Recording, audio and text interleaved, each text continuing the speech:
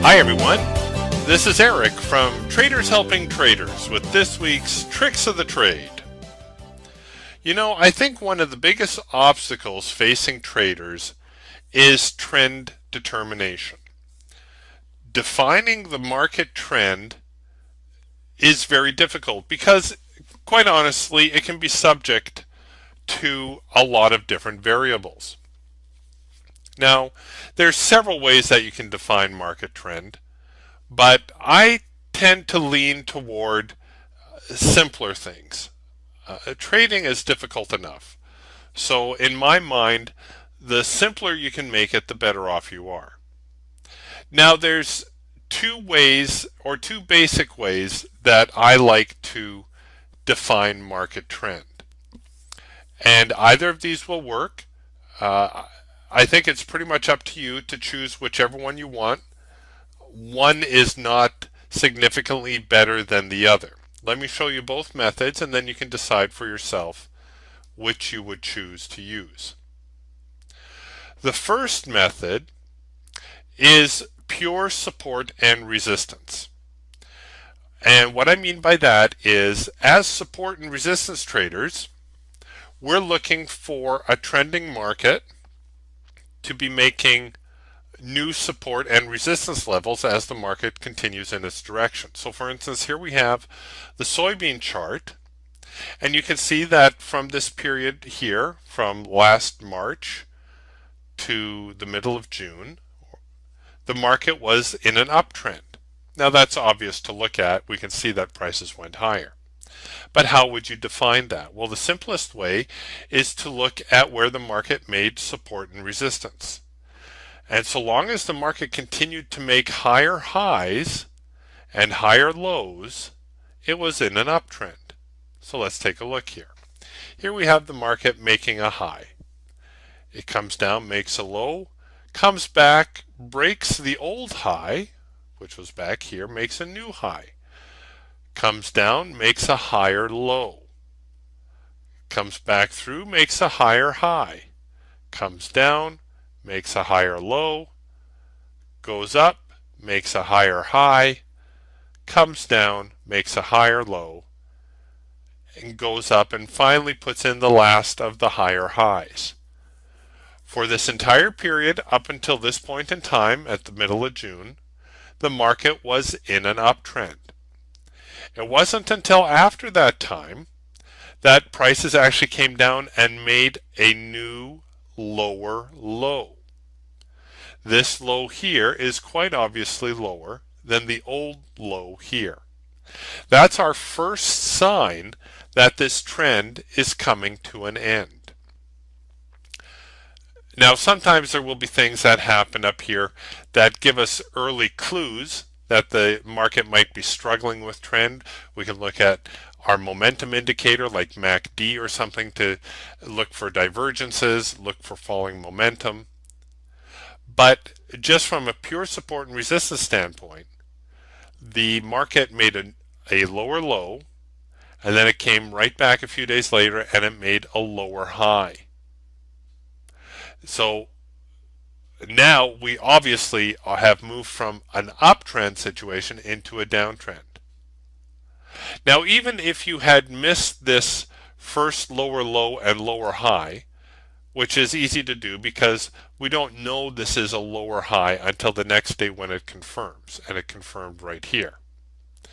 It was about a week later that the market made a lower low and a new lower high. So this leg of the trade we could have certainly capitalized on.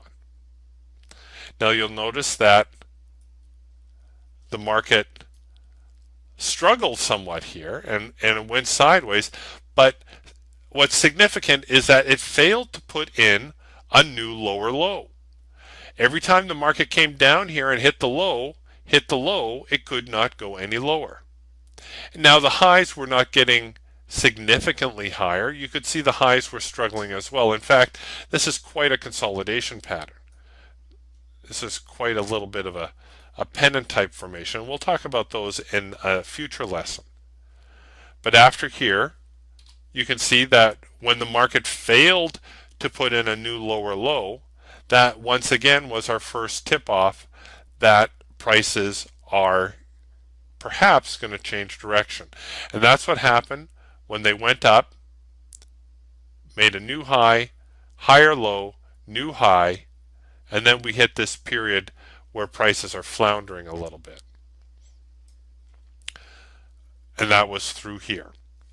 So then they come back down, make a new low and a lower high. Now once again, this lower high, the fact that this high is struggling and not able to reach this previous high, is our first indication that we are going to be looking to sell. And of course that's what happened. We got this big bar to the downside, and then we got this nice little leg moving down.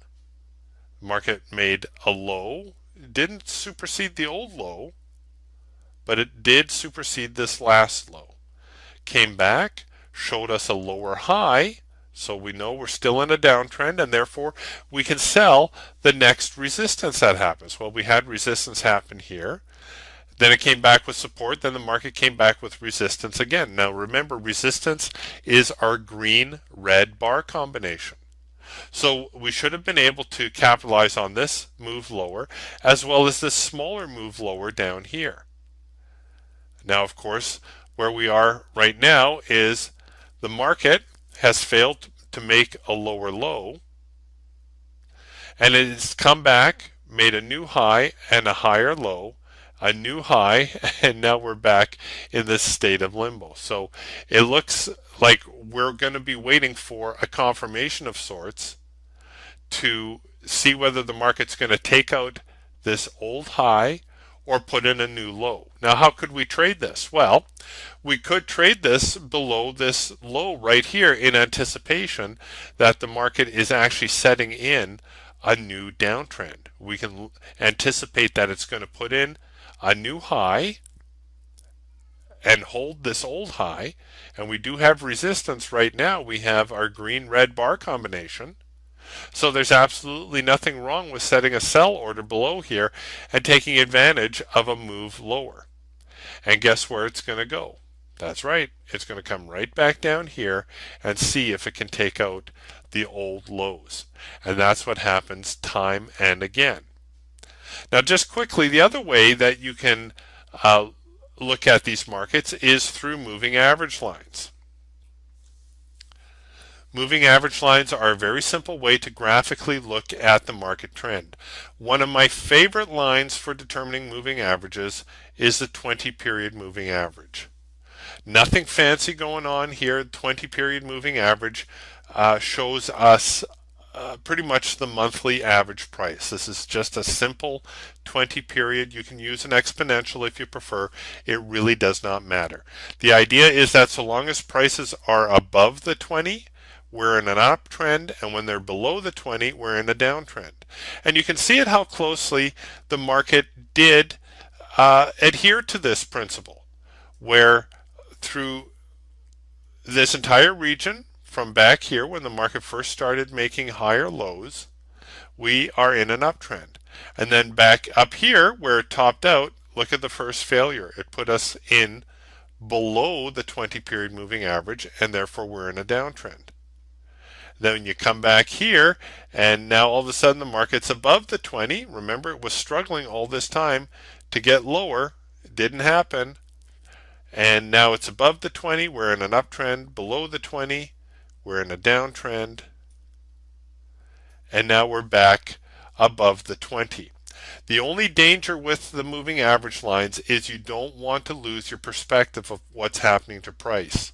So try to remember that the moving average is just a tool, that it's not written in stone. For instance, back here, this consolidation period, you had to pay attention to the fact that the market was not putting in lower lows. And not just say, well, the market's below the 20, I'm going to sell. Now, there's nothing wrong with that. You can certainly limit yourself to one side of the trade. But by just taking a look at what the price action was doing and saying, okay, the market is having trouble going lower, that gives you a suggestion that the market is perhaps going to head higher. So Remember, if you choose to a moving average line, it is just a tool, but try to focus on what's happening on the price charts as well, and take your trades accordingly. And that's this week's Tricks of the Trade.